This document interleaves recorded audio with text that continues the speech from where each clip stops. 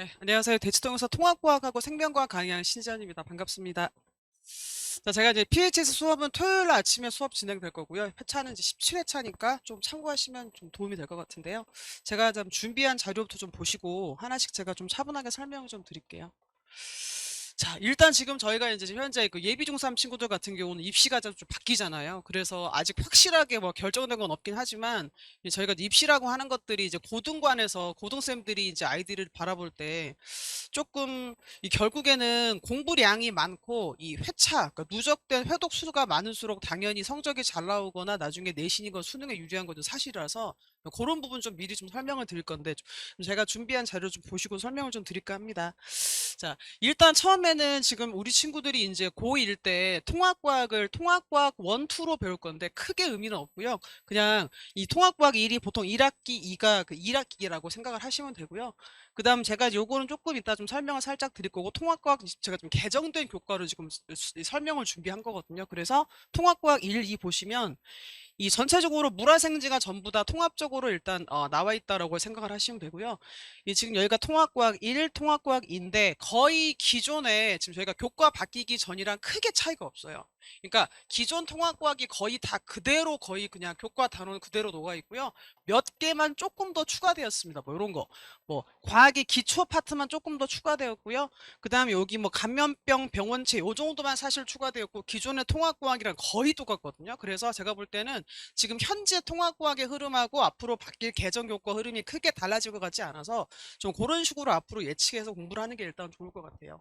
자, 그다음 제가 여기서 조금 제가 생물을 조금 추려가지고 설명을 드릴 건데 지금 여기 보시면 여기 생물이 들어있는 파트가 요쪽이거든요. 생명체 구성물질, 그다음에 여기서 보시면 유전자와 단백질, 생명 시스템, 그 다음에 여기 2학기 넘어가시면 자연선택, 생물의 다양성, 자, 생태계, 요렇게. 요 정도가 일단 통합과학의 생명이거든요.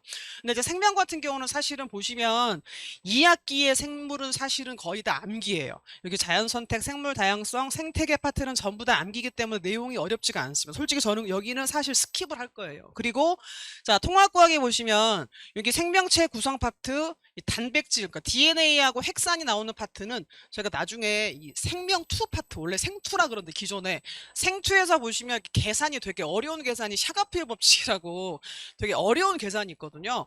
그 부분까지 되게 이제 녹아서 문제가 나오기 때문에 여기 계산이 같이 유전자와 단백질하고 묶여서 나올 거고요. 그 다음에 여기 생명 시스템에서는 중간에 뭐가 나오냐면 화학 반응에서 효소가 나오는데 이것도 마찬가지 저희가 기존의 생투에서 효소 파트 그래프 해석 문제가 좀 약간 어렵게 나옵니다. 그래서 사실은 이 생명 같은 경우는 통합과학 1에 여기 이 세 단원이 조금 약간 어렵다라고 생각을 하시고 미리 준비를 해야 돼요.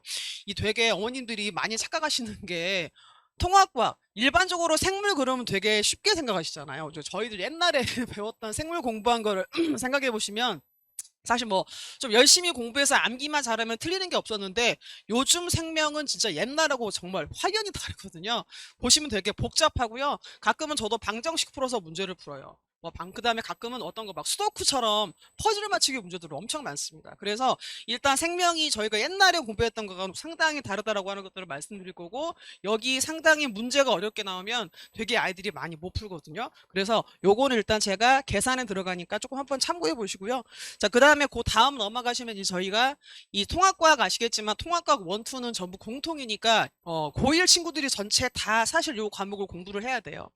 그 다음에 이제 생명에서 보시면 두 번째는 일반 선택하고 진로 선택이 있는데 일반 선택은 물화생지 중에서 일단 제가 생명만 조금 설명을 드릴게요.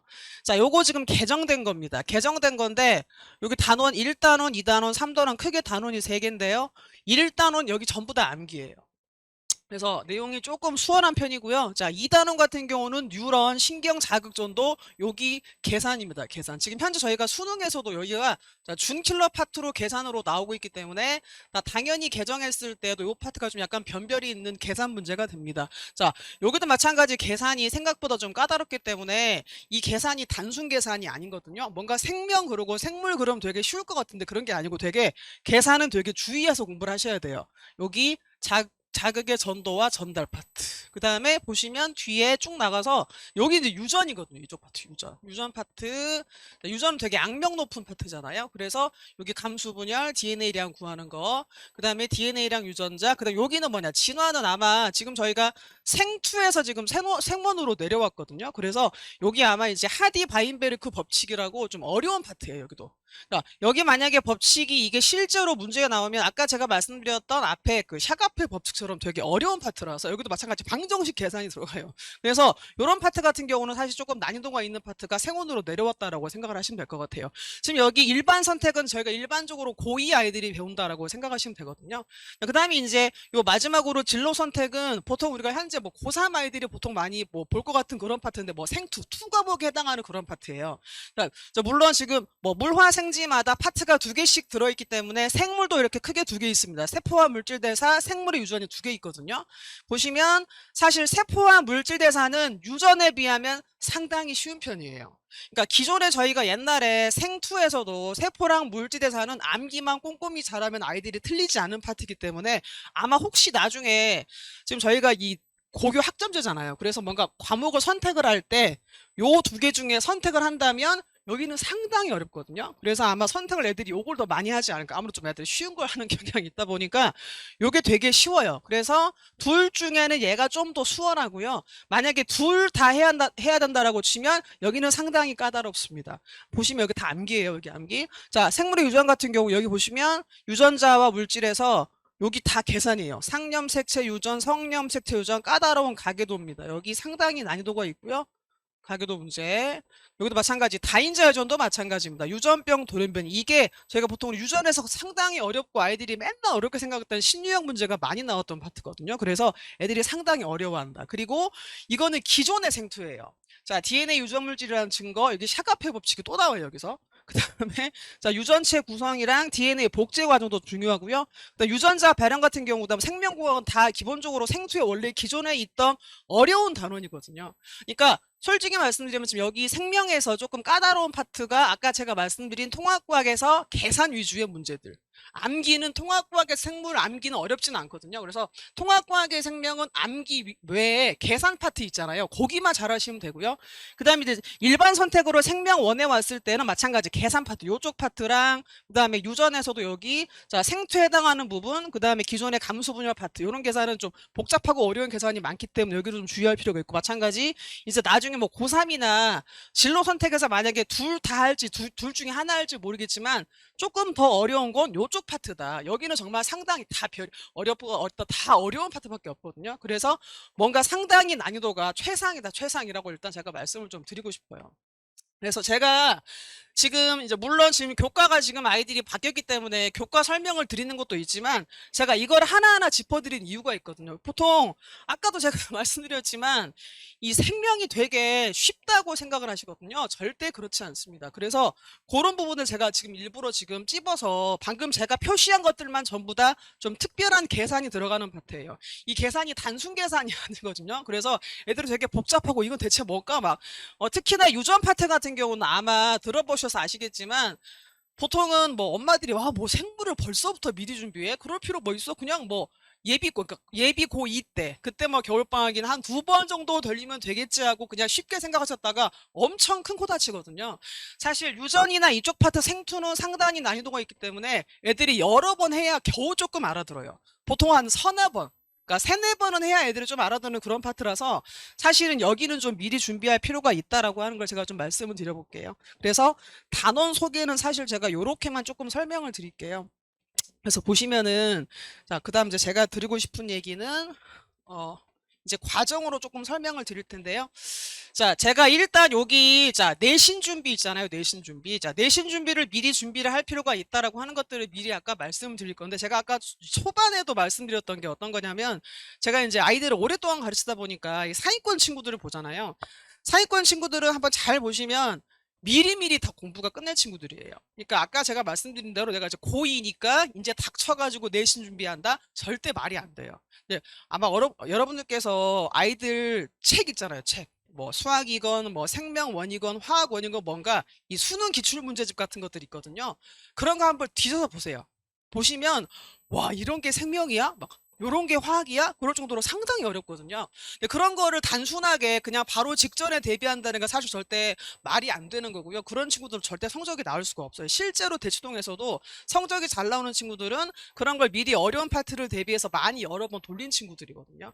여러분 공부해 보셔야겠지만 사실 여러 번 미리 선행해서 돌린 친구들을 따라갈 수가 없는 겁니다. 일단 그런 거 말씀드릴 거예요. 그 다음에 또 하나는 제가 그 통합과 같은 경우 예를 들어 설명을 드리면 통과도 마찬가지예요. 제가 지금 현재 통과도 가르치고 생명도 가르치거든요. 통과가 상당히 까다로운 문제들이 많은데 아까 잠깐 보시기에 통과가 되게 수월해 보이잖아요. 통과 수월해 보이는데 보통 통과에서 뭐 과중학교다. 그런 학교가 만약에 이렇게 통과 시험 문제를 내잖아요. 평균이 4, 50점대로 깔립니다. 평균 점수가 40점대, 50점대예요. 그럼 평균이 4, 50점대 지금 현재를 기준으로 말씀드릴게요. 여기가 1등급이 1등급 컷이 몇 점이나 될까요? 평균은 아이들이 전체 40점, 50점이에요. 고1 현재 통과 기준으로 말씀을 드리는 겁니다. 1등급 컷 점수가요, 거의 90점대, 한 92, 3점대예요. 그러니까 평균은 상당히 4, 50점대인데 1컷은 90점, 90점 초중이기 때문에 한 2, 3점이거든요. 92, 93.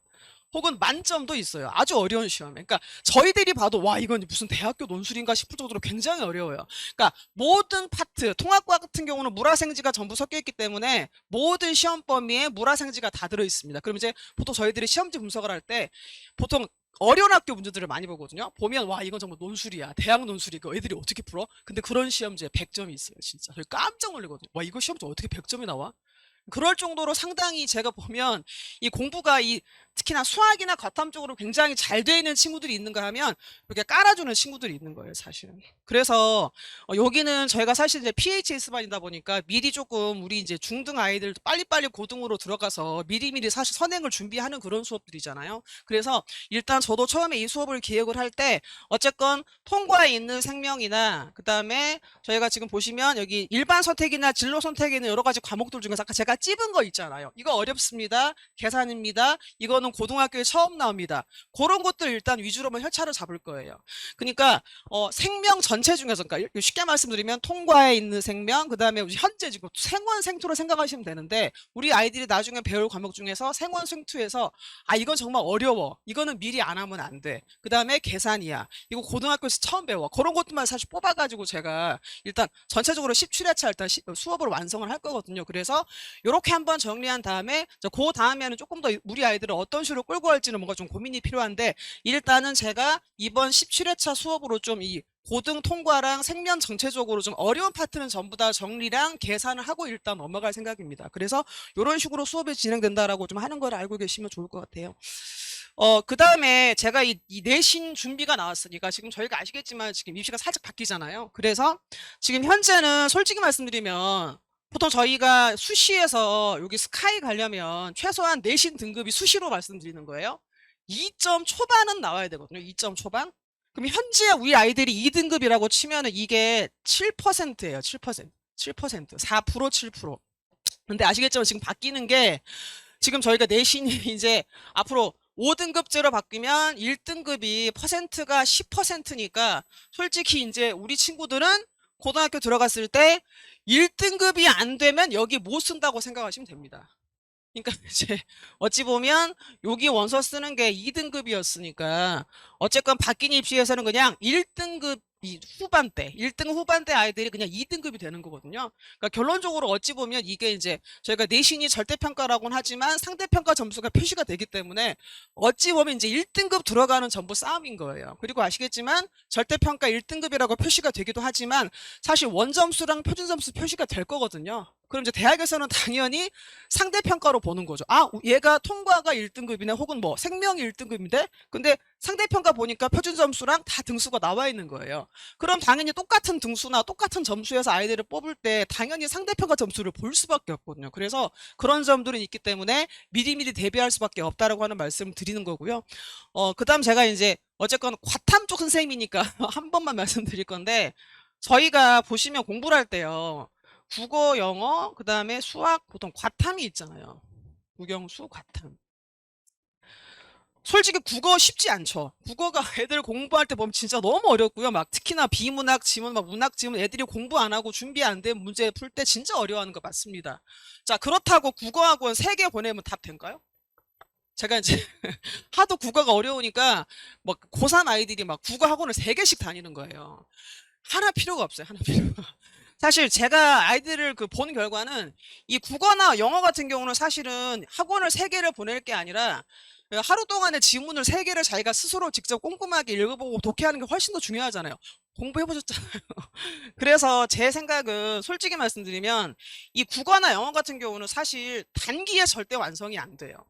그래서 솔직히 제가 만약에 어머님들 입장이라면 국어 영어는 그냥 당연히 꾸준하게 시켜야 답이 있다라고 하는 것들이고요.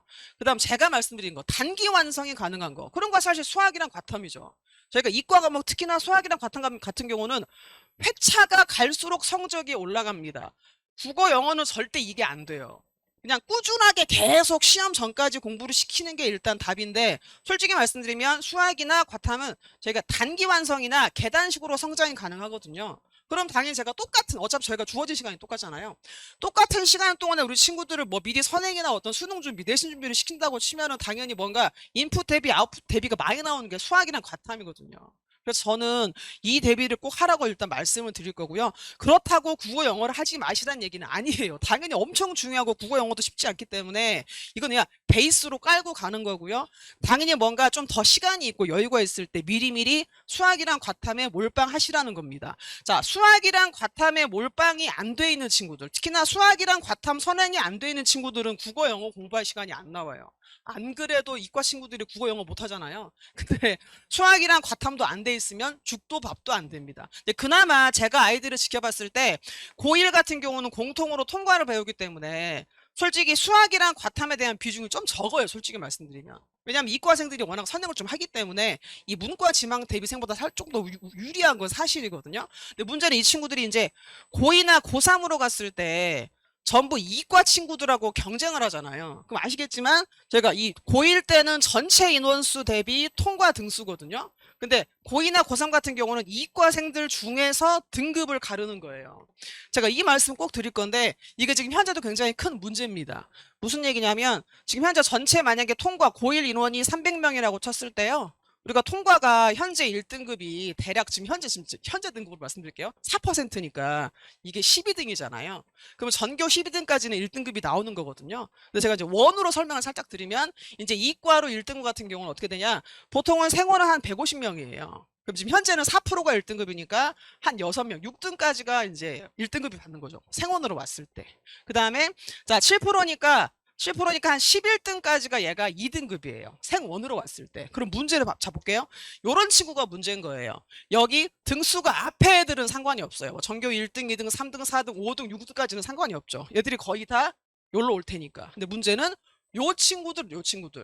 여기서 뭐 7등이나 10등, 뭐 특히 12등, 요 친구는 보시면 고2에 올라가잖아요. 얘는 3등급부터 시작하는 거예요.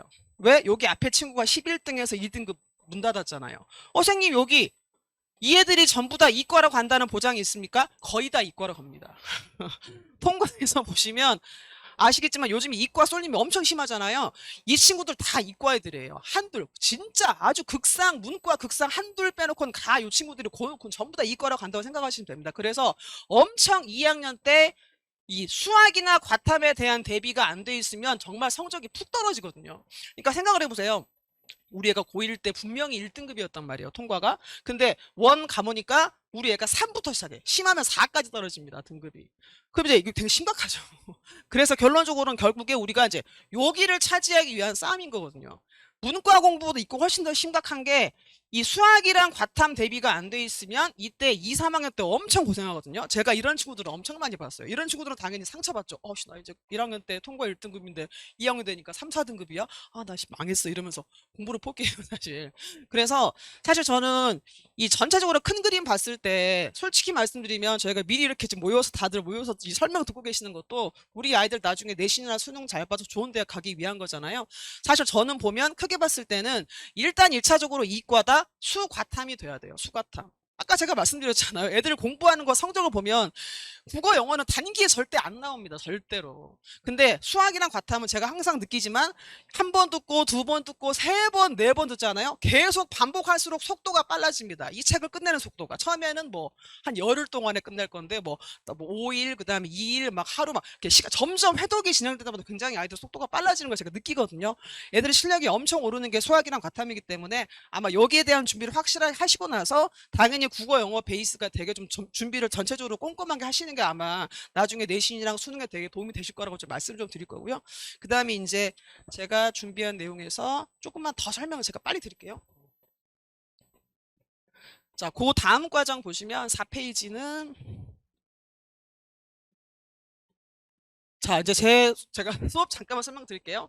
자, 그래서 일단 제가 지금 저희가 아시겠지만 교과가 개정된다. 지금 목차만 나오고 교과서가 안 나왔기 때문에 제가 거기 목차를 보고 지금 기존의 현재 생원, 생투랑 통과해서 그냥 끌어가지고 제가 자체 교재를 만들 수밖에 없고요. 그래서 교재 보시면 이 전 과정의 생명과학이고요. 그 다음에 핵심 파트만 제가 골라서 핵심 파트라고 하는 거는 고등에서 처음 배우는 거. 그 다음 아까 계산이 있는 거. 그거만 일단 찝어서 다 설명을 드릴 거고요.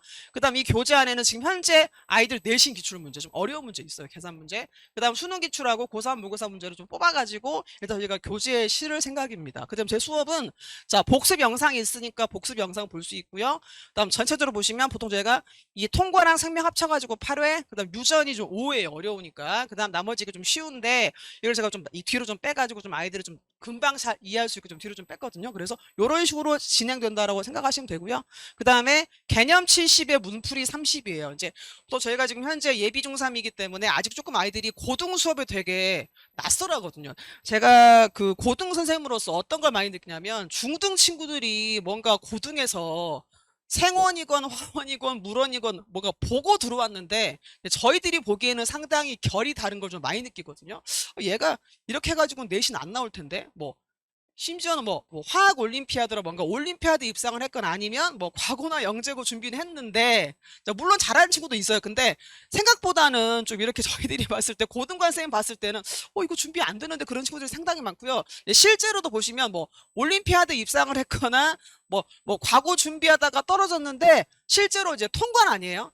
2학년 내신에 와서 등급이 안 나온 친구들을 엄청 많이 봤거든요. 그러니까 제 말은 무슨 말이냐, 중등에서 공부하는 고등 공부랑 저희 실제 고등관에서 가르치는 고등 선생님들이 가르치는 이 과탐의 커리가 상당히 결이 다릅니다. 저희들은 내신하고 수능 같이 다루는 선생님이다 보니까 이 중등에서 배우는 거랑 상당히 결이 다르거든요. 그래서 저 생각은 지금 뭔가 중등관도 나쁘진 않겠지만 배우던 게 있으니까 빨리 어쨌든 고등관으로 갈아타셔가지고 빨리 미리 고등을 준비하시는 게 조금 더 낫지 않을까, 일단 그런 생각을 한번 해보고요. 이제 그런 면에서 제가 보시면 개념 70에 문풀 30이라는 거예요. 여기는 당연히 기존에 포함되어 있는 수능 기출 2점짜리 문제랑 3점짜리 문제를 포함해가지고 일단 교대를 집어넣을 거고요. 그 다음 제가 이제 아시겠지만 저희가 우리 친구들은 조금 약간 이 출제 스타일이 좀 살짝 달라지거든요. 그래서 반드시 이 서술형 문제를 내게 돼 있어요. 서술, 논술형. 그래서 제가 매번 테스트에도 객관식도 있지만 그냥 통암기 문제를 반드시 넣을 겁니다. 그래서 아이들이 그냥 통째로 암기해가지고 서술해서 쓸 수 있도록 일단 할 거고요. 그 다음 당연히 성적 조조자나 그 다음에 뭐 숙제 안 해온 친구들은 관리를 제가 좀 들어갈 거고, 그 다음 제가 이건 좀 중요한 건데 제가 저 같은 수업은 좀 특징이 매번 특가인건 수업이건 마지막 회차에 모의고사로 봐가지고 이제 파트별로 단계별로 이 친구의 뭔가 완성도를 제가 보내드리면 우리 애가 생명에 여기는 잘 됐다, 여기는 안 됐으니까 여기를 다음번에 할 때는 잘해갔다라고 하는 것들 일단 제가 보내드려서 뭔가 이제 분석표를 보시고 나중에 조금 더 지도하실 때 도움이 되게 일단 제가 그렇게 좀 준비를 할 겁니다. 그래서 그 다음 내용 보시면 쭉 요렇게 뭐 수업 진행이랑 요약이랑 그다음 여기 보시면요, 여기 저번 테스트 백지암기 당일 테스트 안 되면 못 가요. 약간 이렇게 좀 보시고, 그 다음에 이제 마지막 페이지는 제가 뭐 이런 거 후기 같은 건데 한번 참고하시면 좋겠습니다. 그래서 일단 요 정도로 준비를 했는데요. 아까 제가 맨 처음에 첫후에도 말씀드렸지만 솔직히 우리 아이들이 나중에 고등학교 가서 통합과학이건 무슨 원 과목이건 나중에 투 과목이건 내신이건 수능이건 성적이 잘 나오는 건 결국 돌리는 거예요. 그래서 좀 빠르게 좀 고등관으로 오셔가지고 아까 제가 말씀드린 뭔가 인풋 대비 아웃풋 잘 나올 수 있는 특히 수학이랑 과탐을 조금 더 미리 많이 준비하신다면 훨씬 더 보람 있게 방학을 보낼 수 있지 않을까, 그런 생각을 일단 해봅니다. 자, 제가 준비한 내용 요 정도까지고요. 자, 제가 겨울방학 때 뵙겠습니다. 네, 감사합니다.